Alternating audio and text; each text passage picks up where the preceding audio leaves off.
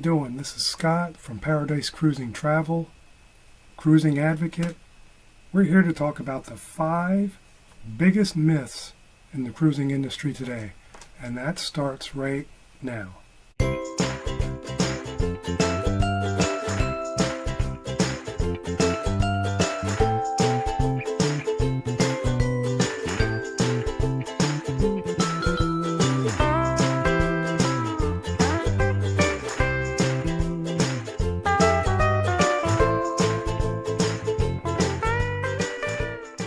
Towards the end of this video, I'm going to be using some words that are going to be very blunt, very forceful, and very to the point. So if you have sensitive ears, you might want to stick your fingers in them. Okay, here we go. Some of these myths are just outdated, and they're just really old ideas that people have about cruising. Some of these myths are flat out not true. So here we go, starting with number 5. Like I said, some of these myths are just outdated ideas that people have about cruising. And they're in a category of what I like to call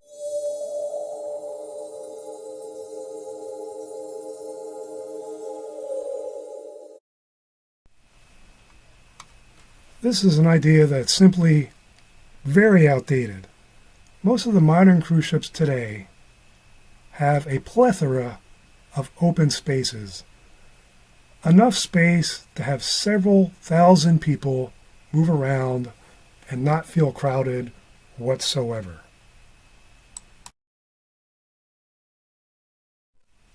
Out of all the ones on the list, seasickness is the only one that's actually legitimate. The weather is unpredictable, and there are times when sometimes the ships will enter waters where the waves are pretty high. But in most cases, the captain of the ship will try to avoid any type of severe weather. So seasickness can happen, not frequently, but it can happen. If you're concerned about it, you can go to your doctor and you can get something prescribed.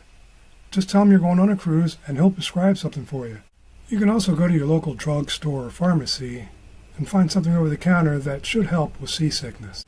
Before I get to the top 3, I just want to say thank you for watching, and if you could hit that little cruise ship down there, subscribe to my channel, I'd really appreciate it. Thank you. Number 3,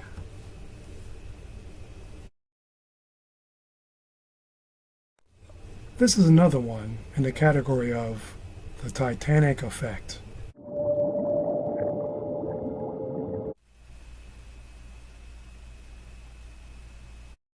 This is the idea that it's just a bunch of old people playing shuffleboard, having dinner parties with their rich friends, and a bunch of rich people trying to impress another bunch of rich people. And this is what cruising used to be. Back in the early 1900s, that's like over 100 years ago. Did those people look like they were having fun?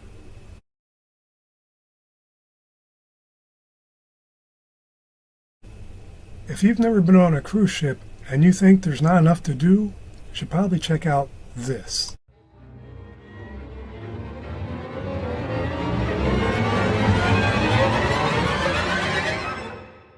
Still not convinced?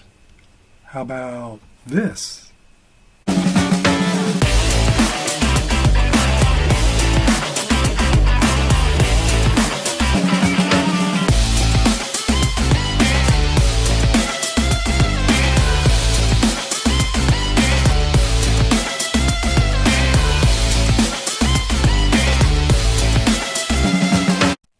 I'm not done yet. We still have this.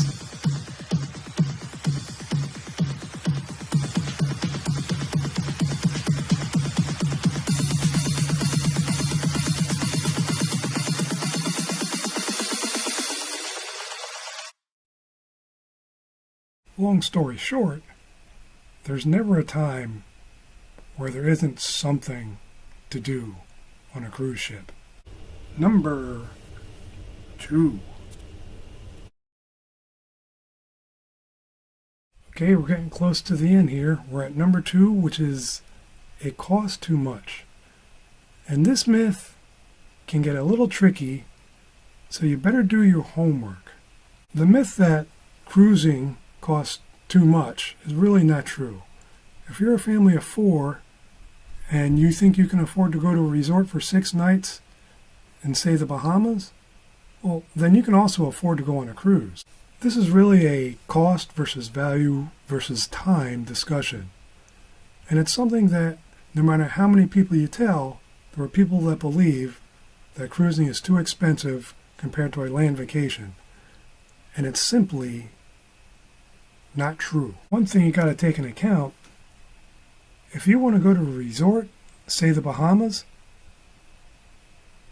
how are you getting there? If you're in North America, you're not driving, you're going to have to fly.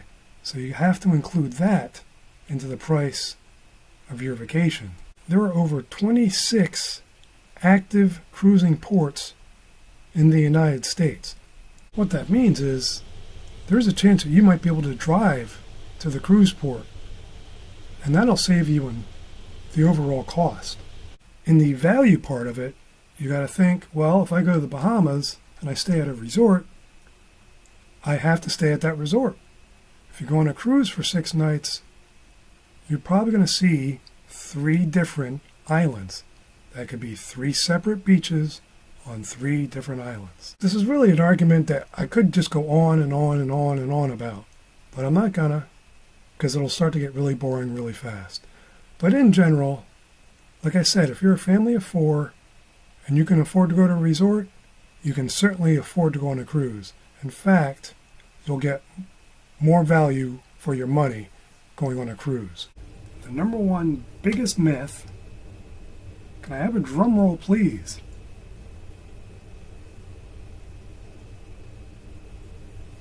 Not enough in the budget for a drummer.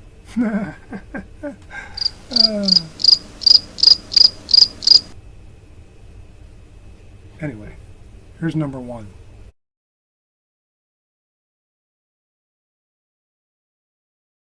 Remember in the beginning of the video when I said I'm going to be using words that are very blunt and very to the point? Well, that time starts right now. The myth that cruising is unsafe annoys me to no end. Cue the freak out now.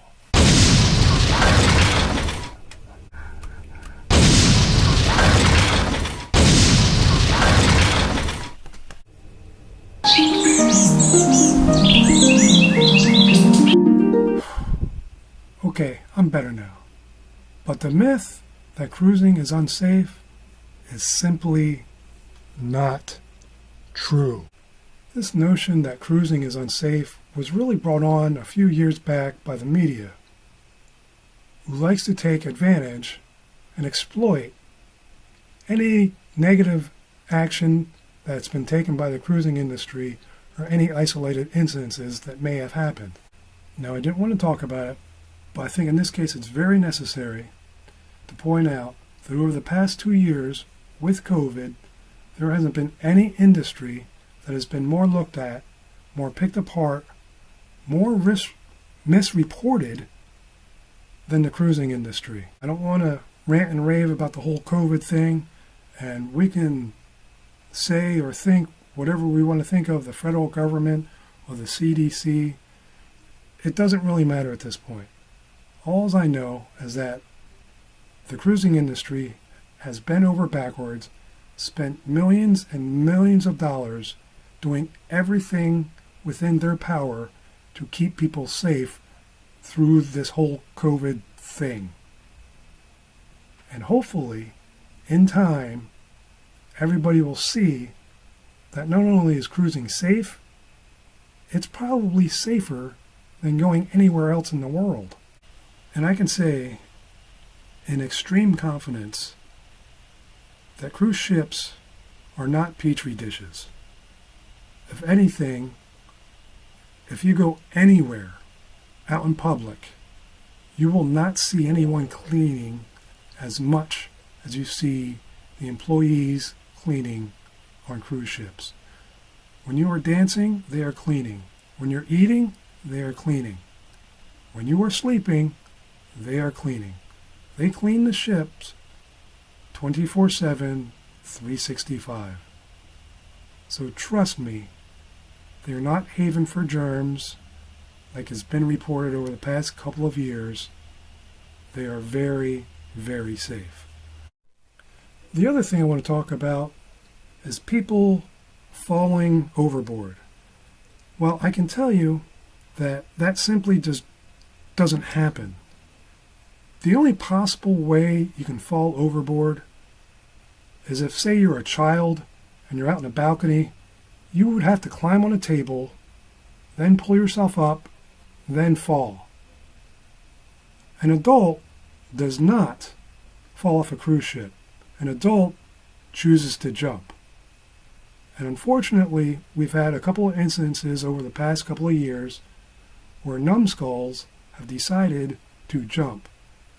And I can say, speaking for every major cruise line, if you jump intentionally as a joke, not only do you risk killing yourself, because that can happen, even the most experienced diver diving at 8 stories up or higher, you run the risk of killing yourself.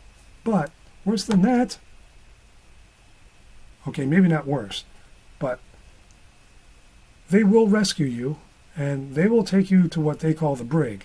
Then they will drop you off at the nearest port and you will have to find your own way home. So don't jump.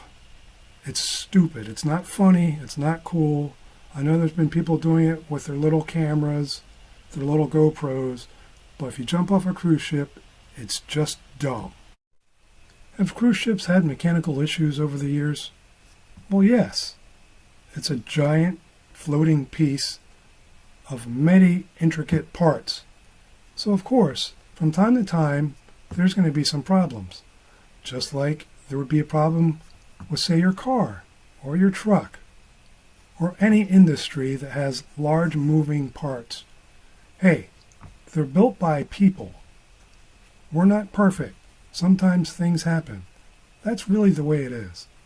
But in general, overall, the cruising industry has been very, very safe. Well, there you go. There's my 5. Is there anything you think I left out? Let me know down in the comments. This is all I got for this video. Tune in. I'll keep having more. I'll keep bringing more to you. Thanks for watching. Bye-bye.